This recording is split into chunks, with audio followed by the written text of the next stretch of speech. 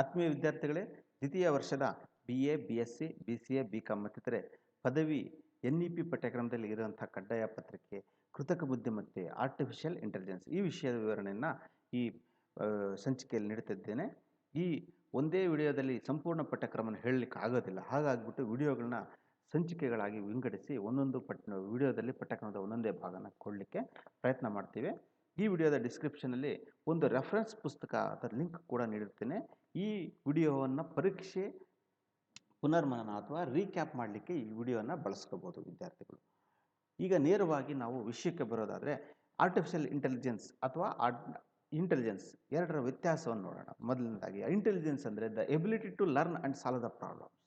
ಬುದ್ಧಿವಂತಿಕೆ ಅಂದರೆ ಕಲಿಯುವ ಹಾಗೂ ಸಮಸ್ಯೆಗಳನ್ನು ಪರಿಹರಿಸುವಂಥ ಸಾಮರ್ಥ್ಯ. ಇದು ಮನುಷ್ಯನಿಗೆ ಮಾತ್ರವೇ ಇರೋಂಥದ್ದು. Artificial intelligence makes computers intelligent so that they can act intelligently. ಕೃತಕ ಬುದ್ಧಿಮತ್ತೆ ಅನ್ನುವಂಥದ್ದು ಗಣಕಯಂತ್ರಗಳನ್ನು ಬುದ್ಧಿವಂತರನ್ನಾಗಿ ಮಾಡಿ ಅವು ಬುದ್ಧಿವಂತಿಕೆಯಿಂದ ವರ್ತಿಸುವಂತೆ ಮಾಡ್ತದೆ. ಅಂದರೆ ಮನುಷ್ಯನು ಸಂದರ್ಭಕ್ಕೆ ಅನುಗುಣವಾಗಿ ಯಾವ ರೀತಿ ಸಮಸ್ಯೆಗಳನ್ನು ಪರಿಹರಿಸುವಂಥ ಸಾಮರ್ಥ್ಯ ಹೊಂದಿದ್ದಾನೆಯೋ ಅದೇ ರೀತಿ ಕೃತಕ ಬುದ್ಧಿಮತ್ತೆ ಕೂಡ ಸಂದರ್ಭಕ್ಕೆ ಅನುಗುಣವಾಗಿ ಅದಕ್ಕೆ ಹಂಚಿದಂತಹ ಕಾರ್ಯಗಳನ್ನು ಬುದ್ಧಿವಂತಿಕೆಯಿಂದ ನಿರ್ವಹಿಸುತ್ತದೆ. ಮುಂದೆ ಡೆಫಿನೇಷನ್ಸ್ನ ಕಂಟಿನ್ಯೂ ಮಾಡಬೇಕಂದ್ರೆ ಇಂಟ್ರೊಡಕ್ಷನ್ ಟು ಆರ್ಟಿಫಿಷಿಯಲ್ ಇಂಟೆಲಿಜೆನ್ಸ್, ಇದರಲ್ಲಿ ಮುಂದೆ ಇನ್ನೊಂದು ಡೆಫಿನೇಷನ್ ನೋಡಬೇಕಂದ್ರೆ artificial intelligence enables us to build amazing software that can improve health care, enable people to overcome physical disadvantages, empower smart infrastructure, create incredible entertainment experiences and even save the planet. ಇದು ಒಂದು definition ಆಯಿತು. ಅದರ ಭಾಷೆ ಅಂತ ನೋಡಬೇಕಂದ್ರೆ ಕೃತಕ ಬುದ್ಧಿಮತ್ತೆ ಅನ್ನೋಂಥದ್ದು ಆರೋಗ್ಯ ರಕ್ಷಣೆಯ ಭೌತಿಕ ವಿಕಲಾಂಗತೆಯನ್ನು ಮೆಟ್ಟಿ ನಿಲ್ಲುವಂತಹ ಬುದ್ಧಿವಂತ ಮೂಲಸೌಕರ್ಯಗಳನ್ನು ಬಲಗೊಳಿಸುವಂತಹದ್ದು, ಅತೀತವಾದ ಮನೋರಂಜನೆ ಅನುಭವವನ್ನು ಸೃಷ್ಟಿಸುವಂಥದ್ದು ಅಥವಾ ಇಡೀ ವಿಶ್ವವನ್ನೇ ಉಳಿಸುವಂತಹ ತಂತ್ರಾಂಶವನ್ನು ಅಭಿವೃದ್ಧಿ ಮಾಡಲು ಸಾಧ್ಯವಾಗಿಸ್ತದೆ ಅಂತ ಇದರ ಎರಡು ಉದಾಹರಣೆಗಳು ನೋಡಬೇಕಂತಂದರೆ ರೋಗ ಪತ್ತೆ ಹಾಗೂ ಸೂಕ್ತ ಚಿಕಿತ್ಸೆಯನ್ನು ಕೂಡ ಕೃತಕ ಬುದ್ಧಿಮತ್ತೆ ನಿರ್ವಹಿಸುತ್ತದೆ. ಆರೋಗ್ಯದ ರಕ್ಷಣೆ ಅಂತಂದರೆ ರೋಗ ಪತ್ತೆ ಹಾಗೂ ಸೂಕ್ತ ಚಿಕಿತ್ಸೆ ಕೂಡ ಕೃತಕ ಬುದ್ಧಿಮತ್ತೆ ನಿರ್ವಹಿಸುತ್ತದೆ. ದೃಷ್ಟಿಹೀನ ವ್ಯಕ್ತಿಗಳಿಗೆ ಸುತ್ತಲಿನ ಪ್ರಪಂಚದ ಬಗ್ಗೆ ಅರಿವನ್ನು ಕೂಡ ಮಾಡಿಕೊಡಲಿಕ್ಕೆ ಸಾಧ್ಯತೆ ಇದೆ. ಅದೇ ರೀತಿಯಾಗಿ ನಾವು ಮಾತನಾಡುವ ಭಾಷೆಯನ್ನು ಅಕ್ಷರಗಳಿಗೆ ಅಥವಾ ಚಿತ್ರಗಳಿಗೆ ಬದಲಾಯಿಸಿಕೊಡುವ ಮೂಲಕ ಕಿವಿ ಕೇಳದಿರೋಂಥವ್ರಿಗೂ ಕೂಡ ಸಹಾಯ ಮಾಡುತ್ತೆ. ವರ್ಚುವಲ್ ರಿಯಾಲಿಟಿ ಮೂಲಕ ಈ ಒಂದು ಚಿತ್ರದ ಮೇಲ್ಗಡೆ ಇರೋಂಥ ಚಿತ್ರದಲ್ಲಿ ನೋಡ್ಬೋದು. ವರ್ಚುವಲ್ ರಿಯಾಲಿಟಿ ಮೂಲಕ ಮನೆಯಲ್ಲಿ ಕುಳಿತುಕೊಂಡೇ ನಿಮಗೆ ಇಷ್ಟವಾದ ಸ್ಥಳಗಳನ್ನು ಭೇಟಿ ಮಾಡಿದ ಅನುಭವವನ್ನು ನೀವು ಪಡೆಯಬಹುದು. ಅದೇ ರೀತಿಯಾಗಿ ಸಾಕಷ್ಟು ಇತ್ತೀಚೆಗೆ ಬರುವಂತಹ ಗ್ರಾಫಿಕಲ್ ಚಿತ್ರಗಳಿವೆ. KGF ಇರ್ಬೋದು, ಬಾಹುಬಲಿ ಇರ್ಬೋದು, ಈ ಥರದ ಚಲನಚಿತ್ರಗಳಲ್ಲಿ ವಿಶಿಷ್ಟವಾದ ಅನುಭವಗಳನ್ನು ನೀಡುವಂತಹ ಗ್ರಾಫಿಕಲ್ ಇವುಗಳನ್ನು ಸೀನ್ಸ್ನ ಕ್ರಿಯೇಟ್ ಮಾಡ್ತಾರೆ. ಈ ಥರದ್ದನ್ನು ಕೂಡ ಕ್ರಿಯೇಟ್ ಮಾಡಲಿಕ್ಕೆ ಆರ್ಟಿಫಿಷಿಯಲ್ ಇಂಟೆಲಿಜೆನ್ಸ್ನ ಬಳಕೆ ಮಾಡಬಹುದು. ಅದೇ ರೀತಿಯಾಗಿ ವಿಶ್ವವನ್ನೇ ಉಳಿಸುವಂಥದ್ದು ಅಂದರೆ ವಿಶ್ವಕ್ಕೆ ತೊಂದರೆ ಮಾಡುವಂಥ ಯಾವುದೇ ಘಟನೆಗಳಿದ್ದರೆ ಈ ಮುಂಚೆಯೇ ದೇ ಹ್ಯಾವ್ ಟು ಪ್ರಿಡಿಕ್ಟ್. ಕೃತಕ ಬುದ್ಧಿಮತ್ತೆ ಈ ಥರದ ಪ್ರಿಡಿಕ್ಷನ್ಸ್ ಮಾಡ್ತಾರೆ. ಅದೇ ರೀತಿಯಾಗಿ ಮಿಲಿಟರಿ ರಂಗದಲ್ಲಿ ಮನುಷ್ಯ ಸ್ವತಃ ಹೋಗಲಾರದಂಥ ಸ್ಥಳಗಳಿಗೆ ಕೂಡ ತಲುಪಿಬಿಟ್ಟು ಕಾರ್ಯಸಾಧನೆ ಮಾಡ್ಕೊಂಬರುವಂಥ ರೋಬಾಟ್ಗಳು, ಡ್ರೋನ್ಗಳು ಈಗ ಅಭಿವೃದ್ಧಿ ಆಗ್ತಾ ಇದ್ದಾವೆ. ಆರ್ಟಿಫಿಷಿಯಲ್ ಇಂಟೆಲಿಜೆನ್ಸ್ ಅನ್ನೋಂಥದ್ರ ಈ ಇಂಟ್ರೊಡಕ್ಷನ್ ಮುಂದುವರಿಸ್ತಾ ಹೋದರೆ ಈಗ artificial intelligence involves the development of algorithms and computer programs that can perform task that typically require human intelligence such as visual perception, speech recognition, decision making and language translation. ದೃಶ್ಯಗ್ರಹಿಕೆ, ಮಾತಿನ ಗುರುತಿಸುವಿಕೆ, ನಿರ್ಧಾರ ತೆಗೆದುಕೊಳ್ಳುವಂಥದ್ದು, ಮಾನವನ ಬುದ್ಧಿವಂತಿಕೆ ಆಗುವಂಥ ಕೆಲಸಗಳನ್ನು ಮಾಡುವಂಥ ಎಲ್ಲ ಕೆಲಸಗಳು ಕೂಡ ಕಂಪ್ಯೂಟರ್ ಪ್ರೋಗ್ರಾಮ್ಗಳು ಎಲ್ಲ ಮಾಡುವಂಥದ್ದನ್ನು ಕೂಡ artificial intelligence it self DOS.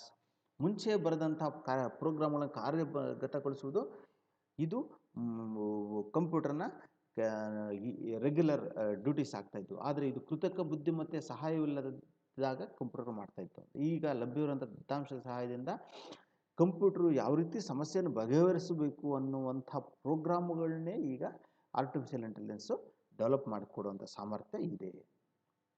ಹಾಗಾದರೆ ಕೃತಕ ಬುದ್ಧಿಮತ್ತೆ ಎಂದರೇನು ಅನ್ನೋದನ್ನು ಒಂದೇ ಲೈನ್ನಲ್ಲಿ ಹೇಳಬೇಕಂತಂದರೆ simply put artificial intelligence is the creation of software that imitates human behaviours and capabilities. ಮಾನವನ ನಡವಳಿಕೆಗಳು ಹಾಗೂ ಸಾಮರ್ಥ್ಯಗಳನ್ನು ಅನುಕರಿಸುವ ತಂತ್ರಾಂಶವನ್ನು ಸೃಷ್ಟಿ ಮಾಡಿಸುವುದೇ ಕೃತಕ ಬುದ್ಧಿಮತ್ತೆ. ಮನುಷ್ಯ ಯಾವೆಲ್ಲ ಸಮಸ್ಯೆಗಳನ್ನು ಬಗೆಹರಿಸೋಕ್ಕೆ ಕೆಪಾಸಿಟಿ ಇದೆಯೋ, ಯಾವೆಲ್ಲ ಸಮಸ್ಯೆಗಳನ್ನು ಬಗೆಹರಿಸೋ ಸಾಮರ್ಥ್ಯ ಇದೆಯೋ ಆ ಥರದ ಸಾಮರ್ಥ್ಯಗಳನ್ನು ಕೃತಕ ಬುದ್ಧಿಮತ್ತೆ ಅನುಕರಿಸುತ್ತೆ. ಈಗ ಕೃತಕ ಬುದ್ಧಿಮತ್ತೆಯ ಪ್ರಮುಖ ಕಾರ್ಯಭಾರಗಳು ನೋಡೋಣ. ಇವು 5 ನಾವು ಪಟ್ಟಿ ಮಾಡಿದ್ದೀವಿ. ಕೃತಕ ಬುದ್ಧಿಮತ್ತೆಯ ಕಾರ್ಯಭಾರಗಳು ಇವು ಮಾತ್ರ ಅಲ್ಲ, ಇನ್ನು ಸಾಕಷ್ಟು ಬೇರೆ ಬೇರೆ ವಿಭಾಗಗಳಲ್ಲಿ ಕೃತಕ ಬುದ್ಧಿಮತ್ತೆ ಕಾರ್ಯನಿರ್ವಹಿಸ್ತದೆ. ಆದರೆ ನಾವಿಲ್ಲಿ ಮುಖ್ಯವಾದ 5 ಮಾತ್ರ ಪಟ್ಟಿ ಮಾಡಿದ್ದೀವಿ. ನೀವು ವಿದ್ಯಾರ್ಥಿಗಳು 5 ಮಾತ್ರನೇ ನೀವು ಅಬ್ಸರ್ವ್ ಮಾಡಬಹುದು. ಒಂದನೆಯದು ಮಿಷಿನ್ ಲರ್ನಿಂಗ್ ಅಥವಾ ಯಂತ್ರ ಕಲಿಕೆ. ಕಂಪ್ಯೂಟರು ಯಾವ ರೀತಿ ಹೊರಗಿನ ಪ್ರಪಂಚದ ಕಲಿಯುತ್ತದೆ ಅನ್ನೋದು. ಅನಾಮಲಿ ಡಿಟೆಕ್ಷನ್, ಅಸಂಗತ ಪತ್ತೆ, ಯಾವುದೇ ರೀತಿಯಾದಂತಹ ತಪ್ಪುಗಳು ನಡೀತಾ ಇದ್ದರೆ ಅದನ್ನು ಕಂಡುಹಿಡಿಯುವಂಥದ್ದು. ಕಂಪ್ಯೂಟರ್ ವಿಷನ್ ಅಥವಾ ಕಂಪ್ಯೂಟರ್ ದೃಷ್ಟಿ, ಕಂಪ್ಯೂಟರ್ ಹೊರಗಿನ ಪ್ರಪಂಚದ ವಿದ್ಯಮಾನಗಳನ್ನು ಗಮನಿಸಿ ಅದಕ್ಕೆ ಸೂಕ್ತವಾದಂಥ ರೆಸ್ಪಾನ್ಸ್ ಕೊಡುವಂಥದ್ದು ಏನಿದೆ ಅದು. ನ್ಯಾಚುರಲ್ ಲ್ಯಾಂಗ್ವೇಜ್ ಪ್ರೊಸೆಸಿಂಗ್, ನೈಜ ಭಾಷೆ ಸಂಸ್ಕರಣೆ, ಬರವಣಿಗೆ ಇರ್ಬೋದು, ಮಾತನಾಡದಿರ್ಬೋದು, ಅದನ್ನು ಸಂಸ್ಕರಣೆ ಮಾಡಿ ಬೇರೆ ಭಾಷೆಗೆ ಬರೆದು ಕೊಡುವಂಥ ಇರ್ಬೋದು, ಅಥವಾ ಕಂಪ್ಯೂಟರ್ ಅರ್ಥ ಮಾಡ್ಕೊಂಡಿರ್ಬೋದು. ಈ ಥರದ್ದನ್ನು ನ್ಯಾಚುರಲ್ ಲ್ಯಾಂಗ್ವೇಜ್ ಪ್ರೊಸೆಸಿಂಗ್ ಅನ್ನೋಂಥ ಕಾರ್ಯಭಾರದಲ್ಲಿ ನಡೆಸ್ತದೆ. ಅದೇ ರೀತಿ ನಾಲೆಡ್ಜ್ ಮೈನಿಂಗ್, ಎಕ್ಸಿಸ್ಟಿಂಗ್ ಇನ್ಫಾರ್ಮೇಷನ್ ಸಾಕಷ್ಟು ಇರ್ತದೆ, ಅದರಿಂದ ತೆಗೆದು ಅಂತ ಯಾವುದೋ ಒಂದು ಸಮ್ಮರಿ ಮಾಡಿಕೊಡುವಂಥದ್ದು, ಸಾರಾಂಶ ತೆಗೆದುಕೊಡುವಂಥದ್ದು. ಈ ರೀತಿಯಂಥವು ಕೃತಕ ಬುದ್ಧಿಮತ್ತೆಯ ಮುಖ್ಯವಾದಂಥ ಕಾರ್ಯಭಾರಗಳು. ಇದರಲ್ಲಿ ಒಂದೊಂದನ್ನೇ ನೋಡ್ತಾ ಹೋದರೆ, ಮೊದಲನೇದು ಯಂತ್ರ ಕಲಿಕೆ ಅಂತ ಕರಿತೀವಿ. This is often the foundation for artificial intelligence system and is the way we teach a computer model to make prediction and draw conclusions from the data. ಯಂತ್ರ ಕಲಿಕೆಯನ್ನು ಕೃತಕ ಬುದ್ಧಿಮತ್ತೆ ಅಡಿಪಾಯ ಎಂದು ಪರಿಗಣಿಸಲಾಗುತ್ತದೆ. ಲಭ್ಯವಿರುವ ದತ್ತಾಂಶದ ಸಹಾಯದಿಂದ ಯಾವ ರೀತಿ ನಿರ್ಧರಿಸಬೇಕು ಎಂಬುದನ್ನು ಕಂಪ್ಯೂಟರ್ಗೆ ಕಲಿಸುವಂಥ ವಿಧಾನ. ಅಂದರೆ ಈ ಮಿಷಿನ್ ಲರ್ನಿಂಗ್ ಅನ್ನುವಂಥದ್ದು ಯಾವ ರೀತಿ ಬೆಳೆದು ಬಂದಿದೆ ಅಂದರೆ, ಮಿಷಿನ್ ಲರ್ನಿಂಗ್ ಮೊದಲು ಅಥವಾ ಆರ್ಟಿಫಿಷಿಯಲ್ ಇಂಟೆಲಿಜೆನ್ಸು ಅಥವಾ ಮಿಷಿನ್ ಲರ್ನಿಂಗ್ ಎರಡೂ ಕೂಡ ಒಂದಕ್ಕೊಂದು ಹಾಸುಹೊಕ್ಕಾಗಿ ಬೆಳೆದು ಬಂದಿದ್ದಾವೆ. ಎರಡೂ ಒಂದಕ್ಕೊಂದು mutual very closely bind together ಅನ್ನೋಂಥದ್ದು. ಇದೇ ರೀತಿಯಾಗಿ ಎರಡನೇಂಥ ವಿಚಾರ ನೋಡಬೇಕಾದ್ರೆ ಅಸಂಗತ ಪತ್ತೆ, ಯಾವುದಾದ್ರೂ ತಪ್ಪುಗಳು ನಡೀತಿದ್ರೆ ಕಂಡುಹಿಡಿಯುವಂಥದ್ದು. Capability to automatically detect errors or unusual activity in system, ವ್ಯವಸ್ಥೆಯಲ್ಲಿ ದೋಷಗಳು ಅಥವಾ ಅಸಾಮಾನ್ಯ ಚಟುವಟಿಕೆಯನ್ನು ಸ್ವಯಂಚಾಲಿತವಾಗಿ ಕಂಡುಹಿಡಿಯುವಂಥ ಸಾಮರ್ಥ್ಯ ಏನಿದೆ.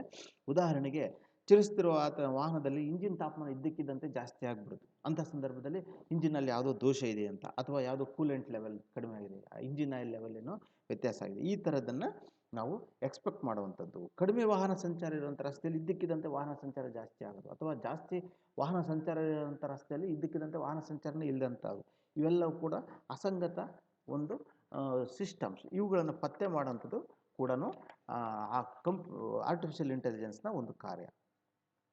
ಈಗ ಕಂಪ್ಯೂಟರ್ ದೃಷ್ಟಿ ಮೂರನೇದಾಗಿ ನೋಡಬೇಕಾದ್ರೆ, ಕಂಪ್ಯೂಟರ್ ದೃಷ್ಟಿ ಯಾವ ರೀತಿ ಇದು ಕ್ಯಾಮರಾಗಳು, ವಿಡಿಯೋಗಳು, ಚಿತ್ರಗಳ ಮೂಲಕ ಬಾಹ್ಯ ಪ್ರಪಂಚವನ್ನು ಅರ್ಥೈಸಿಕೊಳ್ಳುವಂಥ ಒಂದು ಸಾಫ್ಟ್ವೇರ್ನ ಸಾಮರ್ಥ್ಯ. Capability of software to interpret the world visually through cameras, videos and images.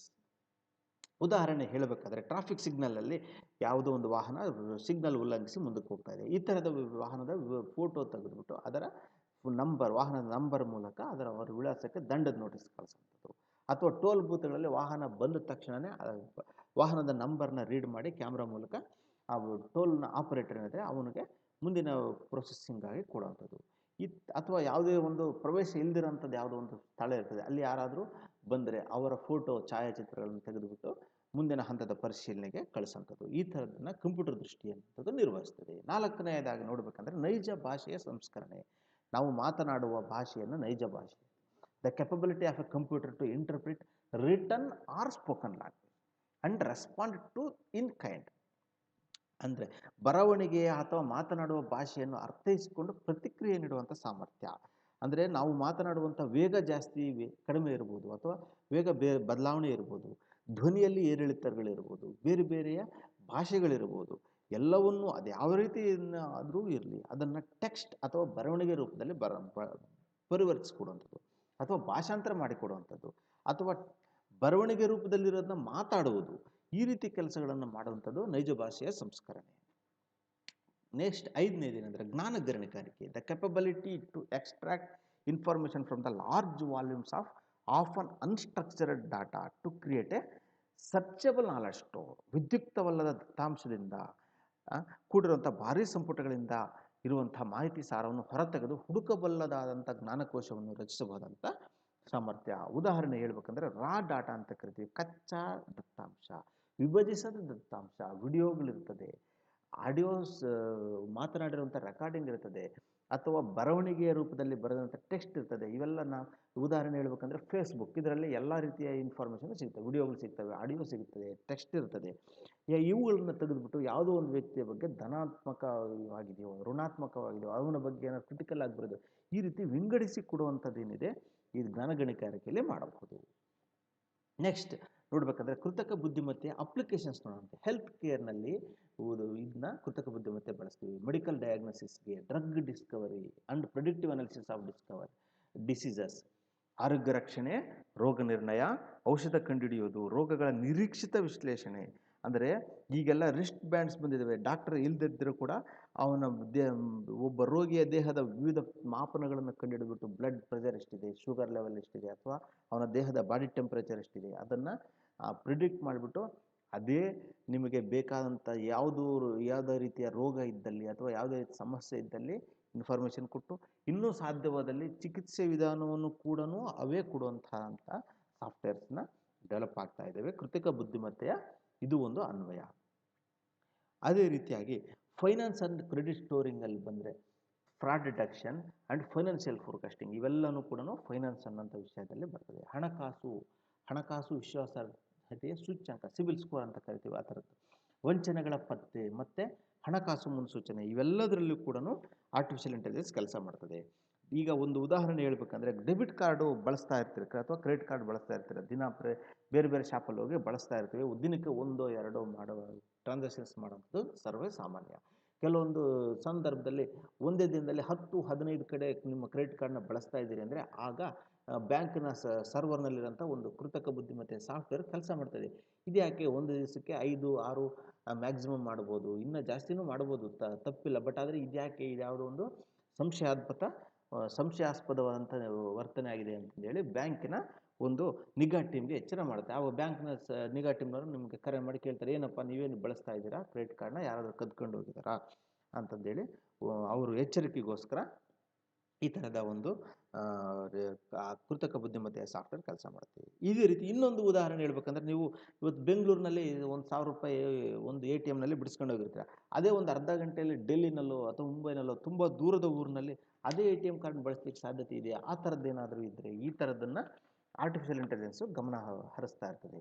ಅದೇ ರೀತಿಯಾಗಿ ಇನ್ವೆಸ್ಟಿಂಗಿಗೆ ಕೂಡ ಫೈನಾನ್ಷಿಯಲ್ ಫೋರ್ಕಾಸ್ಟಿಂಗ್ ಮಾಡಲಿಕ್ಕೆ ಕೂಡ ಇದನ್ನ ಬಳಸ್ಬೋದು. ಹೂಡಿಕೆ ಬೇರೆ ಬೇರೆ ಉದಾಹರಣೆ, ಇತ್ತೀಚೆಗೆ ಬಂಗಾರದ ಬೆಲೆ ಜಾಸ್ತಿ ಆಗೋ ಸಾಧ್ಯತೆ ಇದೆ, FDಗಳ ಬೆಲೆ ಜಾಸ್ತಿ ಆಗೋ ಸಾಧ್ಯತೆ ಇದೆಯಾ, ಮ್ಯೂಚುವಲ್ ಫಂಡ್ಸು, ಶೇರ್ಗಳು, ಇದರಲ್ಲಿ ಯಾವುದರಲ್ಲಿ ಹೂಡಿದರೆ ಇಷ್ಟು ದಿನಗಳಲ್ಲಿ ನನಗೆ 1 ತಿಂಗಳಲ್ಲೋ 2 ತಿಂಗಳಲ್ಲೋ ವರ್ಷದಲ್ಲೋ ಯಾವುದು ಚೆನ್ನಾಗಿ ರಿಟರ್ನ್ ಬರೋಂಥ ಸಾಧ್ಯತೆ ಇದೆ ಅಂತ ಪ್ರಿಡಿಕ್ಷನ್ ಮಾಡಿಕೊಡುವಂಥದ್ದಕ್ಕೆ ಕೂಡ ಕೃತಕ ಬುದ್ಧಿಮತ್ತೆನ ಬಳಸ್ಬೋದು.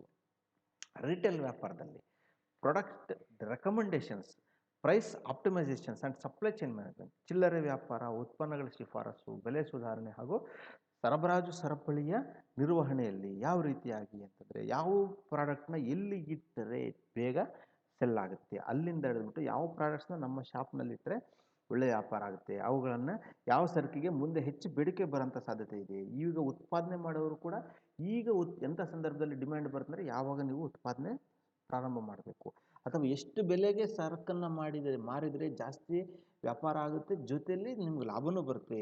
ಈ ಥರದ ಪ್ರೊಡಕ್ಷನ್ಸ್ನ ಮಾಡಲಿಕ್ಕೆ ನಾವು ಕೃತಕ ಬುದ್ಧಿಮತ್ತೆಯನ್ನು ಬಳಸ್ಬೋದು. ಮ್ಯಾನುಫ್ಯಾಕ್ಚರಿಂಗಲ್ಲಿ artificial intelligence helps in quality control or predictive maintenance and production optimisation. ಇದು ಕೂಡ ನಮ್ಮ ಸರಕಿನ ವ್ಯಾಪಾರ ಅಥವಾ ಕಡಿಮೆ ಖರ್ಚಿನಲ್ಲಿ ಹೆಚ್ಚು ಉತ್ಪಾದನೆ ಮಾಡಲಿಕ್ಕೆ ಯಾವ ವ್ಯಕ್ತಿಗಳಿಗೆ ಯಾವ ಕೆಲಸ ಕೊಟ್ಟರೆ ಜಾಸ್ತಿ ಉತ್ಪಾದನೆ ಆಗುತ್ತೆ ಅನ್ನೋದರಿಂದ ಹಿಡಿದ್ಬಿಟ್ಟು ಯಾವ ರೀತಿಯ ಕಚ್ಚಾ ವಸ್ತುಗಳನ್ನು ಬಳಸಿದರೆ ಗುಣಮಟ್ಟದ ಉತ್ಪಾದನೆ ಆಗುತ್ತೆ ಅನ್ನೋದ್ರವರೆಗೂ ನಿರ್ಧಾರಗಳನ್ನು ಕೃತಕ ಬುದ್ಧಿಮತ್ತೆ ಅನ್ನೋಂಥದ್ದು ಮಾಡಿಕೊಡ್ತದೆ. ಟ್ರಾನ್ಸ್ಪೋರ್ಟೇಷನಲ್ಲಿ ಕೂಡ ಕೃತಕ ಬುದ್ಧಿಮತ್ತೆ ಬೇಕಾಗುತ್ತೆ. ಟ್ರಾನ್ಸ್ಪೋರ್ಟೇಷನಲ್ಲಿ ಆಟೋನಮಸ್ ವೆಹಿಕಲ್ಸ್ ಇದೆ, ಟ್ರಾಫಿಕ್ ಪ್ರಿಡಿಕ್ಷನ್ಸ್ ಇದೆ, ರೂಟ್ ಆಪ್ಟಿಮೈಸೇಷನ್ಸ್ ಇದೆ, ಇವೆಲ್ಲಕ್ಕೂ ಕೂಡ ಕೃತಕ ಬುದ್ಧಿಮತ್ತೆ ಬೇಕು. ಸ್ವಯಂಚಾಲಿತ ವಾಹನಗಳು ಅಂದರೆ ಈಗೆಲ್ಲ ಬಂದಿರೋಂಥದ್ದು ಅಡಾಸ್ ಅಂತ ಬರುತ್ತೆ, advance drivers assistant system. Driving ಮಾಡ್ತಾ ಇರಬೇಕಾದ್ರೆ ಅವನ ನಿದ್ದೆ ಮಾಡ್ತಾ ಇದ್ದರೆ ಅಥವಾ ದಾರಿನಲ್ಲಿ ಅನಿರೀಕ್ಷಿತವಾಗಿ ಯಾವುದೋ ಒಂದು ತೊಡಕು ಉಂಟಾದರೆ ಅವಾಗ ವಾಹನ ನಿಲ್ಲಿಸಬೇಕು, ಬೇರೆ ದಾರಿ ತೆಗೆದುಕೊಳ್ಳಬೇಕು, ಅಥವಾ ಡ್ರೈವರ್ನ ಎಚ್ಚರಿಸಬೇಕು. ಈ ಥರದ ಸಿಸ್ಟಮಿಂದ ಹಿಡಿದ್ಬಿಟ್ಟು ಚಾಲಕರಹಿತ ವಾಹನಗಳು ಕೂಡ ಇದ್ದಾವೆ. ಅಂದರೆ ಡ್ರೈವರು ಡ್ರೈವಿಂಗ್ ಮಾಡದೇ ಇದ್ದರೂ ಕೂಡ ಅವೇ ಸ್ವಯಂಚಾಲಿತವಾಗಿ ನಡೆಸುವಂಥ ಟೆಸ್ಲಾ ಮಾದರಿಯ ವಾಹನಗಳು. ಇವುಗಳೆಲ್ಲವುಗಳಲ್ಲಿರೋಂತಹ ಸಂವೇದಕಗಳು ಅಥವಾ ಸೆನ್ಸಾರ್ಸ್ ಅಂತ ಕರಿತೀವಿ. ಹೊರಗಿನ ಪ್ರಪಂಚದ ಚಿತ್ರಗಳನ್ನು ಅಥವಾ ಮಾರ್ಗದಲ್ಲಿರುವಂತಹ ವಸ್ತುಗಳನ್ನು ಗಮನಿಸಿಬಿಟ್ಟು ವಾಹನವನ್ನು ಯಾವ ರೀತಿ ಚಲಿಸಬೇಕು ಅನ್ನುವಂಥದ್ದನ್ನ ಡಿಸೈಡ್ ಮಾಡ್ತದೆ. ಅದೇ ರೀತಿಯಾಗಿ ಟ್ರಾಫಿಕ್ ಪ್ರಿಡಿಕ್ಷನ್. ಈಗ ನೆಕ್ಸ್ಟ್ ಯಾವ ಟ್ರಾಫಿಕ್ ಸಿಗ್ನಲ್ಸಲ್ಲಿ ಯಾವ ಲೈನ್ನಲ್ಲಿ ಜಾಸ್ತಿ ವಾಹನ ದಟ್ಟಣೆ ಇದೆ ಅವುಗಳನ್ನ ಮೊದಲು ಪಾಸ್ ಮಾಡಲಿಕ್ಕೆ ಡಿಸಿಷನ್ ತಗೊಳ್ಳೋಂಥದ್ದು ಇರ್ಬೋದು. ಅಥವಾ ರೂಟ್ ಆಪ್ಟಿಮೈಸೇಷನ್. ಗೂಗಲ್ ಮ್ಯಾಪ್ಸ್ನಲ್ಲಿ ನಾವು ನ್ಯಾವಿಗೇಟ್ ಫೀಚರ್ ಇದೆ, ಭಾಳಷ್ಟು ಜನ ಅಬ್ಸರ್ವ್ ಮಾಡುತ್ತಿದ್ರೆ ನಾವು ನಡೆದುಕೊಂಡು ಹೋಗ್ತಾ ಇದ್ದರೆ ನಾವು ಯಾವುದೋ ಒಂದು ಗಮ್ಯಸ್ಥಾನಕ್ಕೆ ದಾರಿ ಕೇಳಬೇಕಂದ್ರೆ ಅದು ನಡೆದುಕೊಂಡು ಹೋಗುವಂಥ ದಾರಿಯನ್ನು ತೋರಿಸ್ತದೆ, ಎಷ್ಟು ದೂರ ಆಗುತ್ತೆ ಎಷ್ಟೊತ್ತಾಗುತ್ತೆ.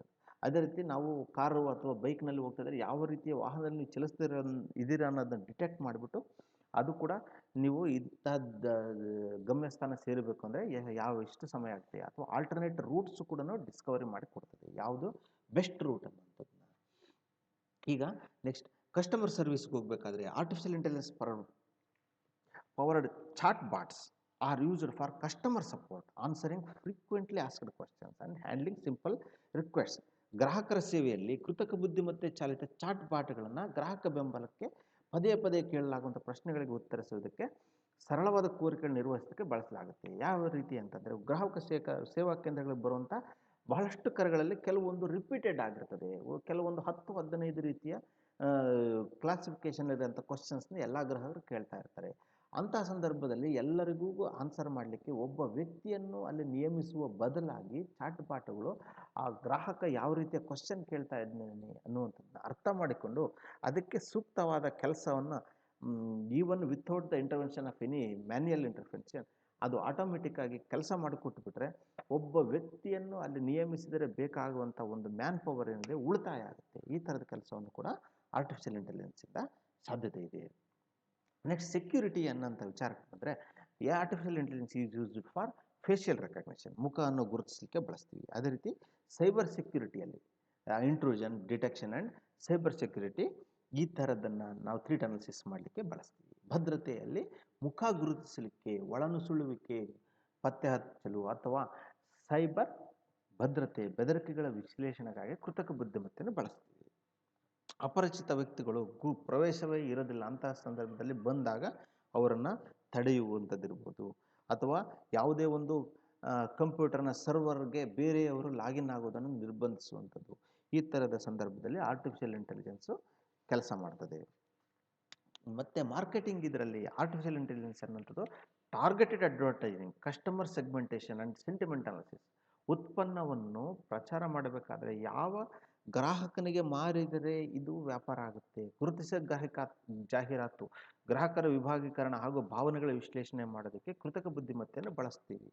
ನೀವು ಯಾವ even based on your face recognition ಅಥವಾ ಬೇರೆ ಮುಖಚರ್ಯೆ ಇರ್ಬೋದು, ಅಥವಾ ನಿಮ್ಮ ಒಂದು ವ್ಯವಹಾರ ವಿಧಾನ ಇರ್ಬೋದು, ಅವುಗಳನ್ನು ಗಮನಿಸಿಬಿಟ್ಟು ನಿಮಗೆ ಯಾವ ರೀತಿಯ ಪ್ರಾಡಕ್ಟ್ಸ್ನ ಸಜೆಸ್ಟ್ ಮಾಡಿದರೆ ನೀವು ಪರ್ಚೇಸ್ ಮಾಡ್ತೀರಾ, ಅಥವಾ ಯಾವ ರೀತಿ ಉತ್ಪನ್ನಗಳನ್ನ ಸಜೆಸ್ಟ್ ಮಾಡಿದರೆ ಅವುಗಳಿಂದ ಉಪಯೋಗ ಇಲ್ಲ ಅಂತ ಡಿಸಿಷನ್ಸ್ ಕೂಡ ಮಾರ್ಕೆಟಿಂಗ್ ಇದರಲ್ಲಿ ತೆಗೆದುಕೊಳ್ಬೋದು. ಇನ್ನೂ ಒಂದು ಉದಾಹರಣೆ ಹೇಳ್ಬೇಕಂದ್ರೆ, ಒಂದು ಹೋಟೆಲ್ಗೆ ಬಂದಾಗ 4-5 ಜನ ಊಟ ಮಾಡಿ ಹೋಗ್ತಾ ಇರ್ತಾರೆ. ಅವರನ್ನು ಸರ್ ನಮ್ಮಲ್ಲಿ ಊಟ ಯಾವ ರೀತಿ ಇತ್ತು ಅಂತ ತಿಳಿದುಕೊಳ್ಳುವುದಕ್ಕಿಂತ ಅವರ ಮುಖಭಾವ ಇರ್ಬೋದು, ಬಿಲ್ ಕೊಡುವಂಥ ಸಂದರ್ಭದಲ್ಲಿ ಅವರ ಭಾವನೆಗಳು ಯಾವ ರೀತಿ ಇರ್ಬೋದು, ಅವರು ಊಟವನ್ನು ಉಳಿಸಿದ್ದಾರೆ, ಈ ಥರದ ಇವುಗಳನ್ನು ಅನಾಲಿಸಿಸ್ ಮಾಡಲಿಕ್ಕೆ ಒಂದು ಕ್ಯಾಮ್ರಾ ನಿಗದಿಪಡಿಸಿದರೆ ಅದು ಅವರ ಮುಖದಲ್ಲಿರೋ ಭಾವನೆಗಳನ್ನು ಡಿಸಿಷನ್ ಮಾಡಿ ಅವರು ಗ್ರಾಹಕರನ್ನು ಎಕ್ಸಿಟ್ ಆದ ನಂತರ ಓನರ್ಗೆ ಈ ರೀತಿಯಾದ ಅವರ ಭಾವನೆ ಇತ್ತು ಅನ್ನುವಂಥದ್ದನ್ನು ಸಮ್ಮರಿ ಕೊಡುವಂಥದ್ದು ಕೂಡ ಆರ್ಟಿಫಿಷಿಯಲ್ ಇಂಟೆಲಿಜೆನ್ಸ್ ಮಾಡುತ್ತೆ. ಕೊನೆಯದಾಗಿ ಮುಖ್ಯವಾಗಿ ಹೇಳಬೇಕಂತಂದರೆ ಎಜುಕೇಷನ್, ಆರ್ಟಿಫಿಷಿಯಲ್ ಇಂಟೆಲಿಜೆನ್ಸ್ ಅನ್ನುವಂಥದ್ದು ಪರ್ಸನಲೈಸ್ಡ್ ಲರ್ನಿಂಗಿಗೆ ಬಳಸ್ತೀವಿ. Adaptive testing and intelligent tutoring system ಅಂದರೆ ವೈಯಕ್ತೀಕರಿಸಿದ ಕಲಿಕೆ ಅಂತ ಕರಿತೀವಿ. ವೈಯಕ್ತೀಕರಿಸಿದ ಕಲಿಕೆ ಅಂತಂದರೆ ಎಲ್ಲ ಕಲಿಕಾರ್ಥಿಗಳ ಮನೋಶಕ್ತಿ ಒಂದೇ ರೀತಿ ಇರೋದಿಲ್ಲ. ಕೆಲವೊಬ್ಬರು ಸ್ಲೋ ಲರ್ನರ್ಸ್ ಇರ್ತಾರೆ, ನಿಧಾನವಾಗಿ ಕಲಿತಾರೆ. ಕೆಲವೊಬ್ಬರು ತುಂಬ ಇಂಟೆಲಿಜೆನ್ಸ್ ಇರ್ತಾರೆ, ಬೇಗ ಕಲಿತಾರೆ. ಕೆಲವೊಬ್ಬರಿಗೆ ಹಿಂದಿನ ನಾಲೆಡ್ಜ್ ಇರಲ್ಲ, ಅಂದರೆ ಇವತ್ತು ಪಾಠ ಮಾಡುವಂಥ ವಿಷಯದ ಬಗ್ಗೆ ಪೂರ್ವ ಜ್ಞಾನ ಇರೋದಿಲ್ಲ. ಅಂಥವರಿಗೆ ಎಲ್ಲರಿಗೂ ಬೇರೆ ಬೇರೆ ಆದಂತಹ ಕಲಿಕಾ ಮಾರ್ಗವನ್ನೇ ಸೃಷ್ಟಿಸಿಕೊಡುವಂಥದ್ದು. ಎಲ್ಲರಿಗೂ ಒಂದೇ ರೀತಿ ಬೋಧನೆಯನ್ನು ಮಾಡಿದರೆ ವಿದ್ಯಾರ್ಥಿಗಳಿಗೆ ಅರ್ಥ ಆಗೋದಿಲ್ಲ. ಈ ರೀತಿ ಕಲಿಕಾ ಮಾರ್ಗಗಳನ್ನ ಬೇರೆ ಬೇರೆಯಾಗಿ ಮಾಡಿಕೊಡಲಿಕ್ಕೆ ಕೂಡ ಕೃತಕ ಬುದ್ಧಿಮತ್ತೆಯಿಂದ ಸಾಧ್ಯತೆ ಇದೆ. ಅಥವಾ ಹೊಂದಾಣಿಕೆ ಪರೀಕ್ಷೆ, ಬುದ್ಧಿವಂತ ಬೋಧನಾ ವ್ಯವಸ್ಥೆಗಳೇನಿದ್ದಾವೆ ಈ ರೀತಿಯ ಅಡಾಪ್ಟಿವ್ ಲರ್ನಿಂಗ್, ವಿದ್ಯಾರ್ಥಿ ಅದಕ್ಕೆ ಅಡಾಪ್ಷನ್ ಆಗ್ತಾ ಇದ್ದಾನ ಇಲ್ಲ ಅಂತ ತಿಳಿದುಕೊಂಡು ಅವ್ರಿಗೆ ಕಲಿಸ್ಕೊಳ್ಲಿಕ್ಕೆ ಬೇಕಾದಂಥ ಕಲಿಕಾ ವಿಧಾನಗಳನ್ನು ಕೂಡ ಬದಲಿಸಿ ಕಲಿಸ್ತಕ್ಕಂಥ ವಿಧಾನಗಳು ಕೃತಕ ಬುದ್ಧಿಮತ್ತೆಯಿಂದ ಸಾಧ್ಯತೆ ಇದೆ. ಮುಂದಿನ ಸಂಚಿಕೆಗಳಲ್ಲಿ ಯಂತ್ರ ಕಲಿಕೆ, ಅಸಂಗತ ಪತ್ತೆ, ಕಂಪ್ಯೂಟರ್ ದೃಷ್ಟಿ, ನೈಜ ಭಾಷೆ ಸಂಸ್ಕರಣೆ ಹಾಗೂ ಜ್ಞಾನಗಣಕಕ್ಕೆ ಕೃತಕ ಬುದ್ಧಿಮತ್ತೆ ಸವಾಲುಗಳು ಹಾಗೂ ಆತಂಕಗಳು, ಈ ವಿಷಯಗಳ ಬಗ್ಗೆ ವಿವರಣೆಯನ್ನು ನೋಡೋಣ. ಹಾಗೂ ವಿದ್ಯಾರ್ಥಿಗಳು ತಮಗೆ ಅನಿಸಿದಂಥ ಅನಿಸಿಕೆಗಳನ್ನು ಕಮೆಂಟ್